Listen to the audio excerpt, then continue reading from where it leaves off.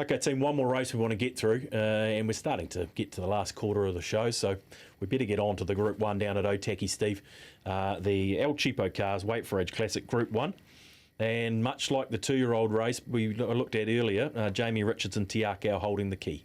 Yeah, busy betting race, Thad, from when this market opened on Wednesday afternoon. Madalena, we posted $2.50. We're just hitting around about 48 hours of trading, and it's out to $3. So a lot of moving parts when it comes to the trading for the boys and girls on level 2. Brando, 7 into $4.50. It's an important move for Brando. We know he had that key gear change heading into this preparation. Marcus Aurelius, $4 out of half a dollar to $4.50.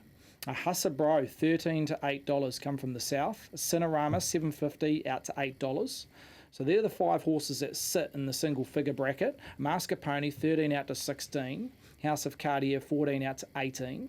Packing Rockstar, 21 out to 31. Shares the same price as Germanicus. Vigor Winner, 21 out to 41. And Shadows Cast, 31 out to $81. So overall summary, best back runners sit with number 4 Brando, 7 into $4.50. And Hussabro, 13 to 8.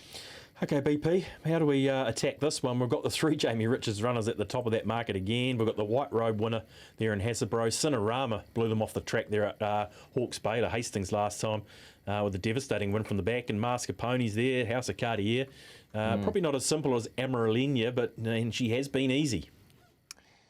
She has been, hasn't she? This money for Brando... let's be honest, Stephen, we've seen money like this for him before, haven't we?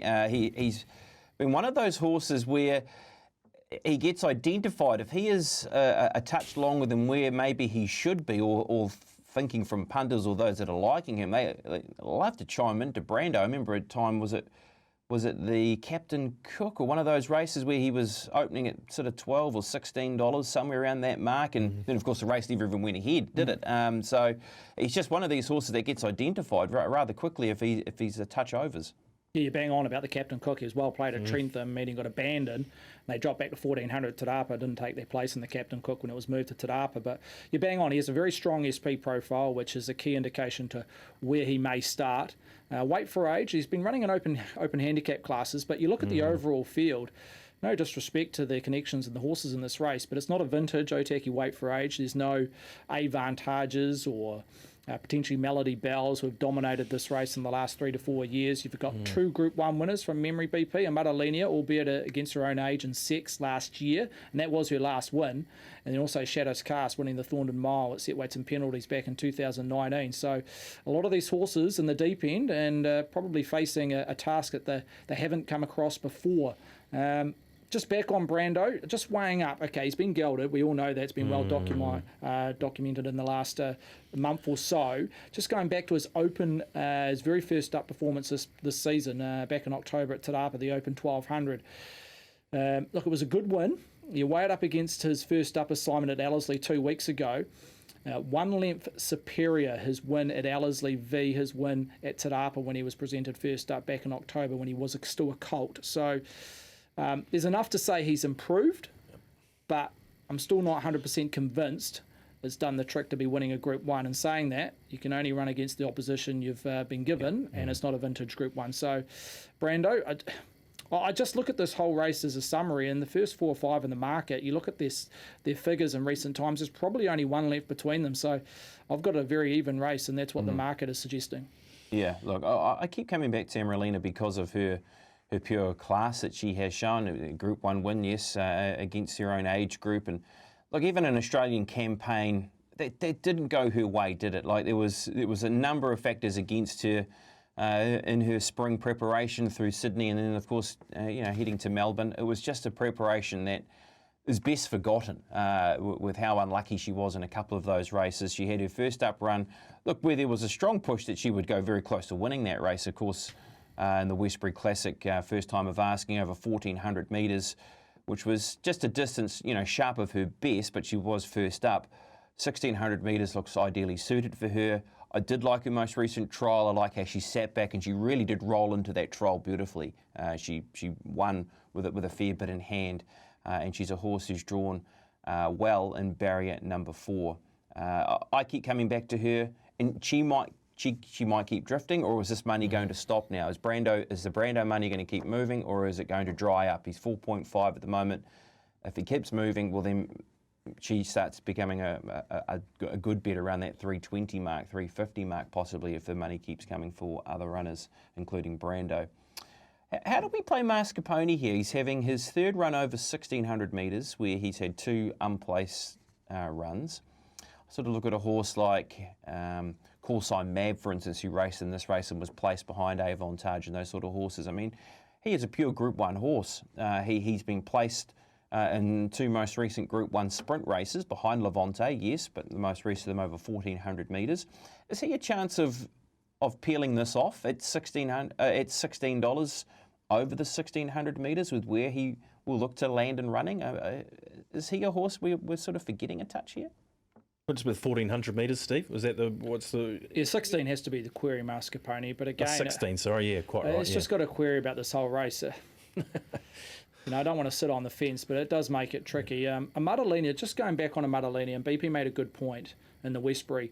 Look, the SP next to her name is $2.90, but it doesn't tell you the full story. She was a little bit soft. There was trepidation around a Madalena. I know OP Boston came out and declared as one of his better rides on the day, Karaka Million Night. But from what we saw in the last 30 to 60 minutes leading into the Westbury, she was a little bit soft in terms of the favourites on that night. Yep. A Madalena. And look, she didn't run bad. Maybe potentially looking at the overall summary, and they were speaking slightly against her. She ran up to betting expectation, just in behind the winners on that occasion. So there's got to be, from what we see in the office, there's got to be improvement. She's had a trial. She's looked good at the trial. She goes back over an extra furlong to 1,600 metres. So even though she was beaten, and there was a lot of people still that backed the $2.80, $2.90, might be hurt, but it just doesn't tell the full story. Yeah. I think she was just a little bit vulnerable from what we saw in the marketplace at Ellerslie first up. Paul, give us your thoughts here on the Group 1, please. What are you thinking? Well, that's a whole lot of support for Brando to move the price from 7 into 450. So that's usually a very good pointer. I'm looking elsewhere though. Obviously, the Southern Raider has a bro coming off the White Robe win, but I'm looking elsewhere. I'm going with Cinerama. I just, as you say, that win at Hawke's Bay, where she came from pretty much last on the turn and then just got up on the line. It sort of had parallels with Waisaki's run in the Trentham Stakes, when coming from near last on the turn and then winning in preparation for his defence of the Wellington Cup. Now, as we all know, unfortunately, that didn't go ahead. Well, I think Alan Sharrock's just got Cinerama fair dinkum rated right up to the nose, and I give Cinerama a very, very good go here. So I do like the look of the price at $8 and $2.40 for a top three. So yeah, I think Sharrock's got one here. I think he's gonna do one here. So I'll be looking for a wee bit of action tomorrow. I hope there isn't, because I'm hoping that we get a wee bit of a drift on Cinerama and we get maybe the $9 mark. So you're each way Cinerama then. That'd be your way you'd be attacking it? Big time. Okay. BP, what are your thoughts here in the Group 1 if you happen to have a bet? Look, I'm keen to hover around a Madalena just purely because she might keep moving outwards, and if she does, she becomes an attractive bet at 3.20, 3.5, and I even think she's a bet now at around that $3 mark. But just with how things are moving here in behind, she could get to that price. Like Paul's looking for $9 with a horse like Cinerama. So yeah, I'll be with her just with where she sits in the race. And Marcus Aurelius, I think, is another horse we haven't mentioned, but he deserves respect. He ran fourth, of course, in the Group 1 last time out, the BCD Group Sprint behind Levante, and gets to his distance that he's been looking for, 1,600 metres. So a weight for age fourth at the sprint distance. Of course, a Copeland's winner. He's right in the marketplace too, just in there with Brando. But yeah, overall, I'll go with Emeralina.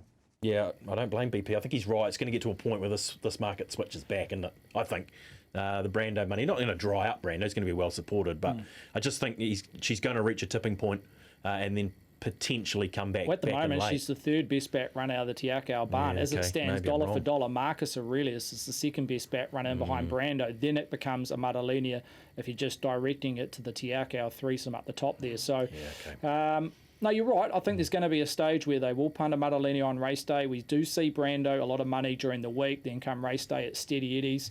And Cinerama, I think you'll get $19. She's one horse early in her career. She was terrible results in terms of liabilities in our risk manager. But just in the last 12 months, you can be a low percentage play in the map. Cinerama. This possibly could be quite tactical. There doesn't look to be an abundance of speed. Possibly Mascarpone, Packing Rockstar, and the stablemate Vigor Winner, the only three that look to go forward. But Cinerama, you may get $10. May get $10, Paul. Well, there we go. Just because of the pattern, they're going to be back in the run, but that won't worry. Our man barely standing there, Paul Moati, you'll be more than happy to snap up the $10 and back Alan Sherrick and Cinerama to take out the Group 1.